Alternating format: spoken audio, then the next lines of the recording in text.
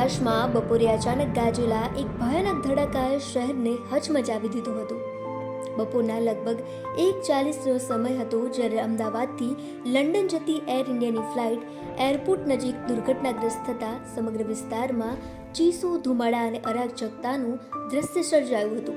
ગુજરાતના DGP GS Mallik માટે આ ક્ષણ કોઈ સામાન્ય ઘટના નહોતી. બપોરના 2 વાગ્યા પહેલા જ અંદાજે 5 થી 7 મિનિટમાં તેઓ સ્થળ પર પહોંચ્યા હતા. ત્યાં પહોંચતા જ સામે જે દ્રશ્ય હતું તે કોઈને પણ હચમચાવી દે એવું હતું. सबसे पहले कॉल मुझे घर से आया क्योंकि मेरे रेजिडेंस से लगभग 200 मीटर दूर ये हादसा हुआ कि कुछ आवाज़ आई है, कुछ सिलेंडर या कुछ ब्लास्ट हुआ है और कुछ धुआं आ रहा है. मैं बात कर ही रहा था घर पे कि तुरंत इंटरकॉम पे मेरे को कंट्रोल रूम से फ़ोन आया कि कोई एक प्लेन क्रैश हुआ.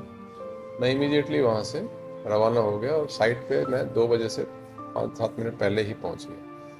तो वहाँ देखा तो डेड बॉडीज़ को उस टाइम एम्बुलेंसेस वो ले जा रही थी और बहुत ही पेनफुल दृश्य था.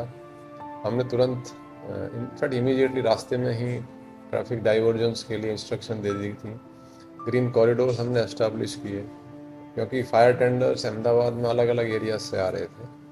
तो काफ़ी स्मूथ कोऑर्डिनेशन कह सकते हैं कि बाकी एजेंसीज़ के साथ भी हो, चाहे म्यूनिसिपल कॉरपोरेशन हो या सिविल हॉस्पिटल की अथॉरिटीज हो. डॉक्टर्स ने भी बहुत अच्छा काम किया.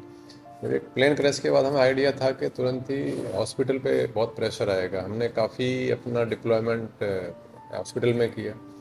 करीब 200 जो पेपर का काम जानने वाले हैं पुलिस वाले, वो पुलिस स्टेशन से हमने बुलाए और अलग अलग टीमें बना के जो पेपर का काम था उसका हमने स्टार्ट कराया. DNA जो ब्लड सैंपल विक्टिम्स के फैमिलीज़ के लिए ले रहे थे वो भी हमने तुरंत प्रोसेस शुरू कराया. और विक्टिम्स का भी DNA का लेने के लिए उनका ब्लड सैंपल और एक दांत का सैंपल लेते हैं तो और डीप टिश्यूज़ तो वो भी लेके उसका भी प्रोसेस शुरू कराया. उनको तुरंत FSL में भेजा गया और जितना फास्ट हो सकता था उतना फास्ट पुलिस ने किया.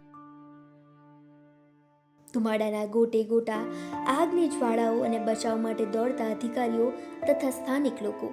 સમગ્ર વિસ્તાર જાણે શોક અને સંઘર્ષની વચ્ચે ઝઝૂમી રહ્યો હતો. એક તરફ દુર્ઘટનાની ભયાનકતા હતી તો બીજી તરફ જીવ બચાવવા માટેનો સમય સામેનો જંગ. પોલીસ, ફાયર બ્રિગેડ અને રાહત બચાવ ટીમોએ તાત્કાલિક કામગીરી શરૂ કરી હતી. દરેક સેકન્ડ કિંમતી બની ગયો હતો અને અમદાવાદના ઇતિહાસમાં આ દુર્ઘટના એક કાળા દિવસ તરીકે નોંધાઈ હતી. ધડાકાનો અવાજ ભલે થોડી ક્ષણો માટે જ સંભળાયો હોય પરંતુ તે પીડા અને દુઃખની ગુંજ લાંબા સમય સુધી લોકોના દિલમાં જીવંત રહેશે.